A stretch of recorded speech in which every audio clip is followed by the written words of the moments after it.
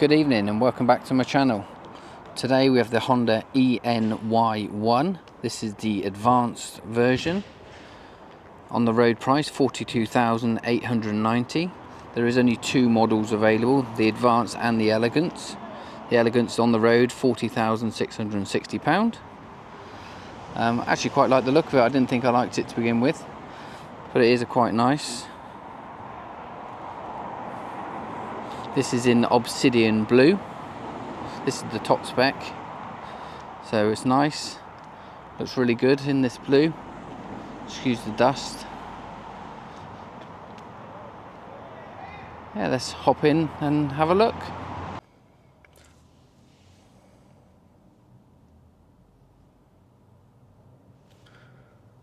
So here's the interior. It's actually quite nice in here. I like this big display in the middle of the screen. Got a couple of USBs down there, an A, a C and a 12-volt socket. Not a fan of the piano black. Again, shows fingerprints, scratches quite easily.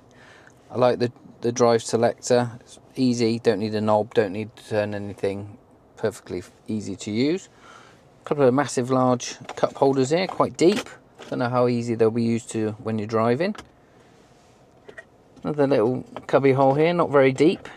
I think that's probably because it's got vents in the center console, which I'll show you when I get in the back. But yeah, it's really nice in here. We've got a 10.2 inch digital driving display, what I would call an instrument cluster, but it gives you all the information you need, nice and clear. The screen is amazing, really clear. You can do loads with it. Obviously most people would probably use Apple CarPlay or Android Auto, all wireless, so that's brilliant. What I don't like is obviously the climate control in the screen, but it's fairly big so you can see it quite easily when you're driving. You don't have to take your eyes off the road too much. Got heated seats in this one. I'll turn those on today. Got ambient lighting, don't know if you can see that. Well, I'll show you more of that later when I take it out for my night drive. Quite a big glove box, goes quite deep. So as I say, they've got the instrument cluster here. Got a few different things we can select. It's all done on the steering wheel here. We've actually got actual buttons, which is good, so that's always a plus for me. So if we press home, so currently we're getting 4 miles per kilowatt hour, but I've only done 6.6 miles, so it was just a drive here. What else can we do? Instrument cluster display, information, no current information. Safety support, you can turn off all your bits and pieces. Maintenance, this car is actually due a service, I think, that's why it's got that span on the dashboard. Seat belts tells you I'm sat in the driver's seat, I'm the only one in here. Driver attention tells you how you've been driving, and it says if you need to have a rest or not, which is good. Speed alarm, you can set all that. Navigation, say most people probably use Apple CarPlay or Android Auto, that's what I use, and I use Waze, I find that best. Phone, audio, obviously you've got radio, speed and time, energy, that's the one I keep it on, so I know what sort of miles per kilowatt hour I'm doing. As you can see, we've got 194 miles, which is 91%. Not the biggest range. Obviously it's going to do its big journey tomorrow, or biggish, 70, 80 odd miles there and 80 odd miles on the way back. So we'll see how that fares tomorrow. We might need to charge it. Got this large panoramic roof. It doesn't open, but it's good in the summer. You keep that open, get an extra bit of light in here. In the back there is another one, which I will show you in a minute when I get in the back. But that one, the cover doesn't fold away. You have to take it off, but I'll show you that when I get in the back. As I say, you've got loads of different things on here. Navigation. It is a bit slow, a bit laggy, the system, but again, it's not too bad. Got 360-degree cameras, which is brilliant. You can change the display, brightness, turn it off if you want.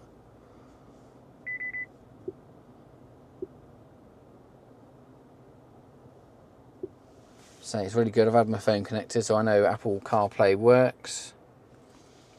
This screen is actually 15.1 inch display, so that's brilliant. It's got wireless charger as standard on both models. It's got parking pilot, so it's got park, you can press that for parking if you can find a space. This is a keyless model. Just walk up to it. We don't have to press any buttons. You do have to press the power button to start, which again I've said before, not sure why we still need that when we should be able to just get in and go for a drive. I like these knobs for the vents. I think they're really cool looking. Got one there and one on the passenger side. A couple of speakers at the front here. So I'm really impressed. We've got 2 stalks in this car. I've driven a couple of cars lately, and for some reason the wiper stalk has been removed and it's all been put onto the indicator stalk. Don't know why that is, but this is brilliant. It's got the 2 stalks, got a wiper stalk, got an indicator stalk, got auto headlights, auto wipers. Brilliant. Fold-in mirrors. Obviously there's all the bits and pieces for the windows and stuff. I say we've got a power fold tailgate in this one, which you can open from in the car. And charging port is at the front, which I'm not keen on. I have said this before, if someone bumps into you, it can cause damage. And if that happens, I don't know if you're going to be able to open the charging flap. Well, I'll go and show you that now. So to open the flap, press this button here. Oh, that's the engine on. Let's get out.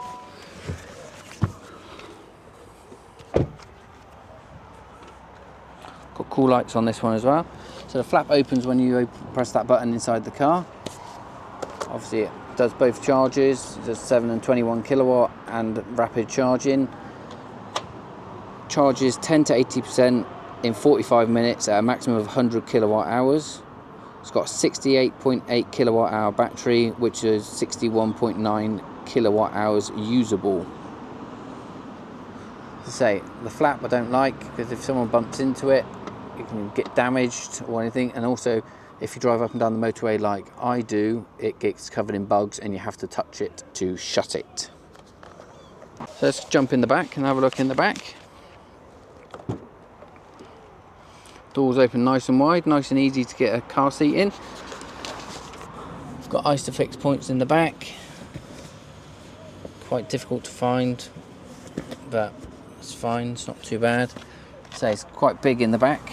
So we've got nice leg room in the back. This is actually the first time I got in the back. It's actually really nice in here. We've got a cup holder here, which is excellent. Electric rear windows. We've got vents in the back. We've got a couple of USB-Cs, a couple of map pockets, headrests, seat belts. I'm not a fan of these types of seat belts, but that's what they've decided, so that's what you've got. As for the middle row, it's not very big, the middle seat.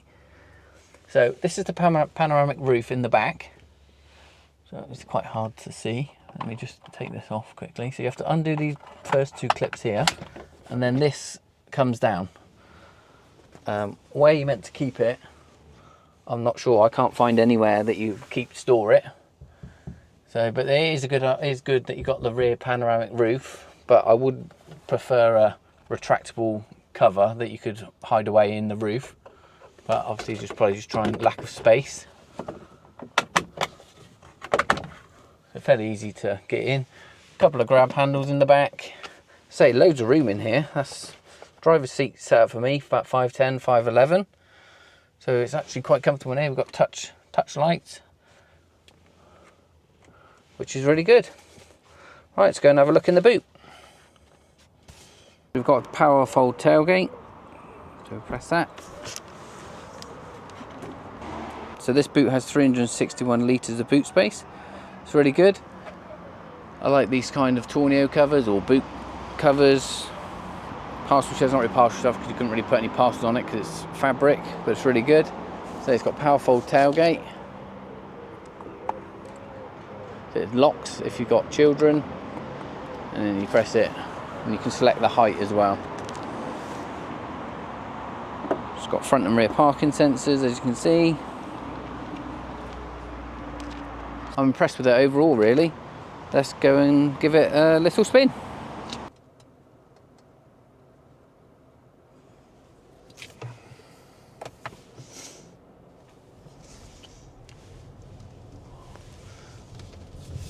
Off we go. So it's really comfortable. What I will say is the battery whine, obviously the audible noise from outside, and the motor is quite loud. And I don't know if it's just this car or it's done a fair few miles. Well, fair few miles, it's only done 10,000, but more than the ones I have driven. But you probably won't be able to hear it, but it's quite a loud whine on this one. So we'll see how it gets on tomorrow on the motorway. There is quite a lot of tyre noise as well, which I found earlier when I picked the vehicle up. But it is quite comfortable. The chairs are really supportive. It's got quite good lumbar support in the driver's seat. I don't think there is any in the passenger seat. But yeah, as I say, it's really nice. I really like the materials in here. They're really nice and feels really well made.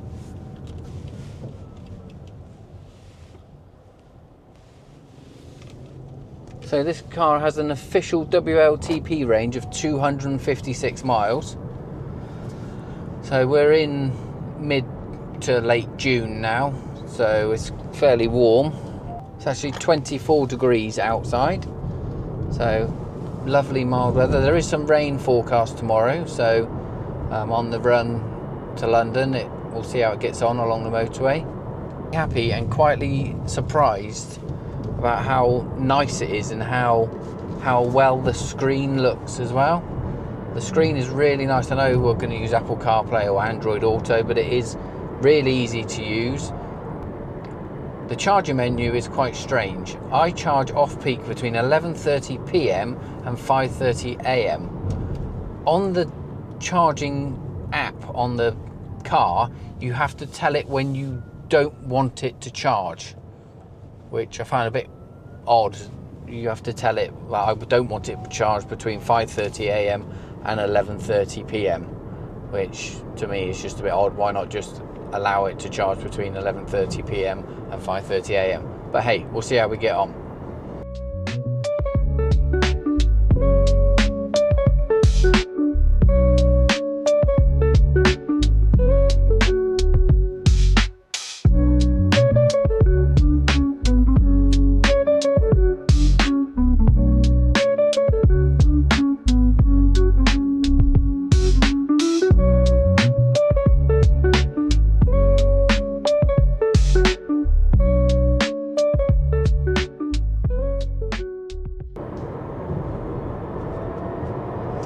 Picks up really nicely as well, accelerates quite well, especially up, and then it was obviously 30 up to 70, so it's really good. Set the cruise control.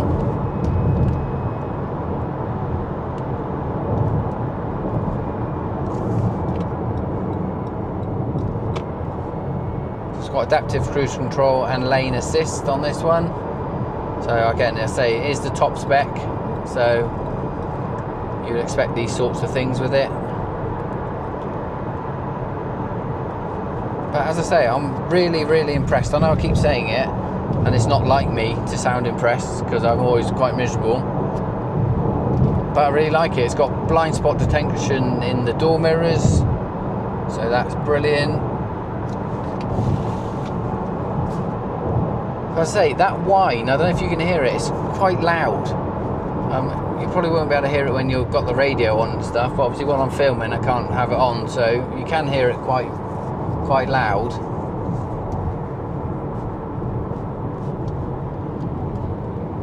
But as I say, I am quite quietly impressed.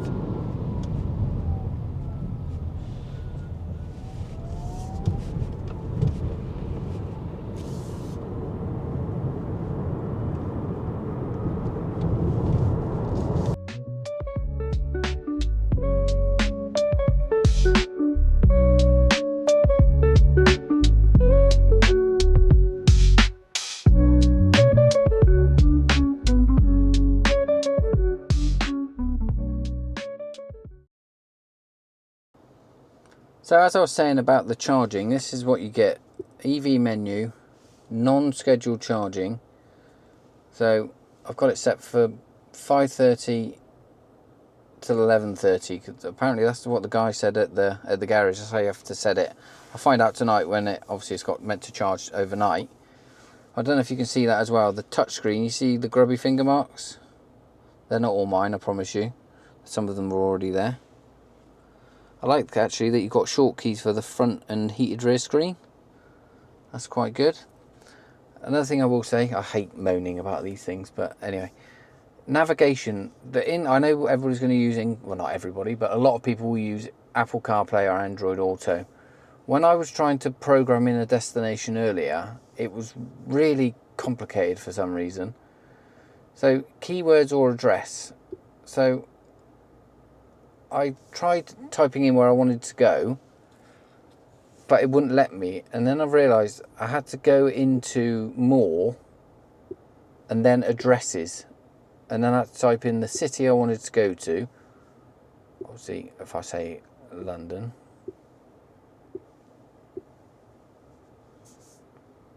And then it only gives you A and 2. So I'm not sure if you want to go somewhere else that begins with a different letter.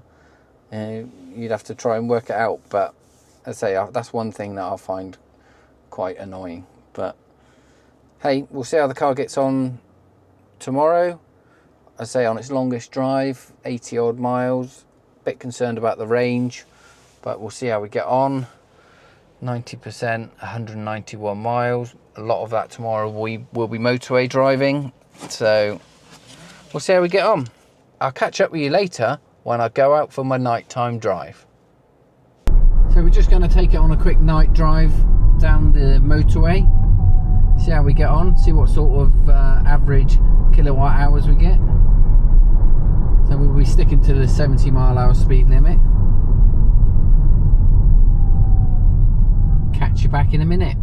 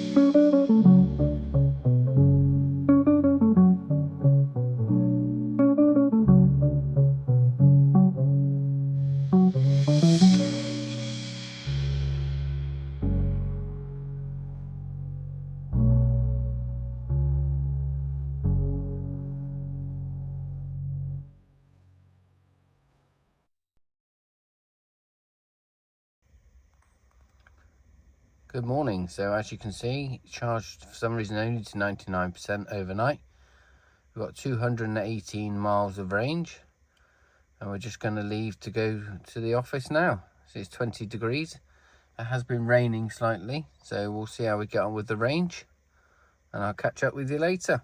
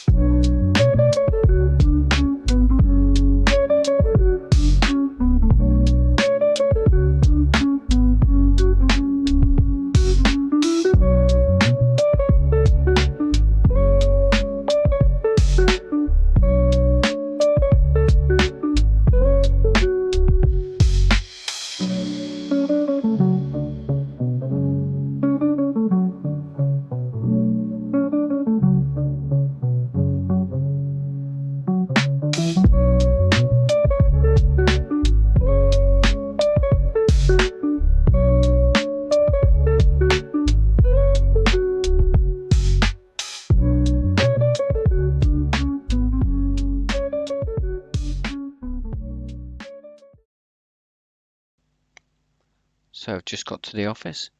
I forgot to reset the trip, unfortunately. As you can see, we averaged 3.4 miles per kilowatt hour.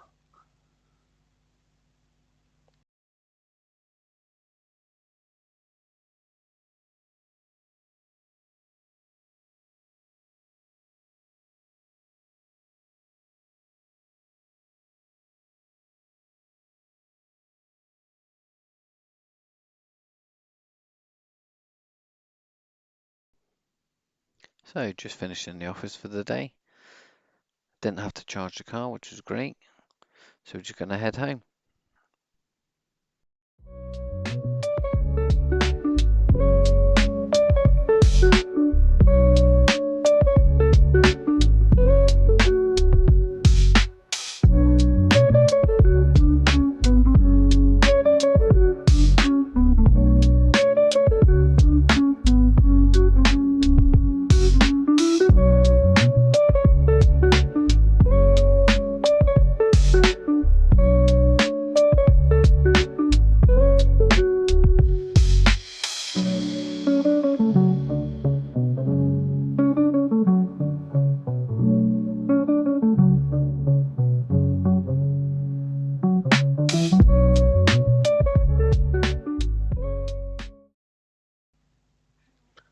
So I've just got home.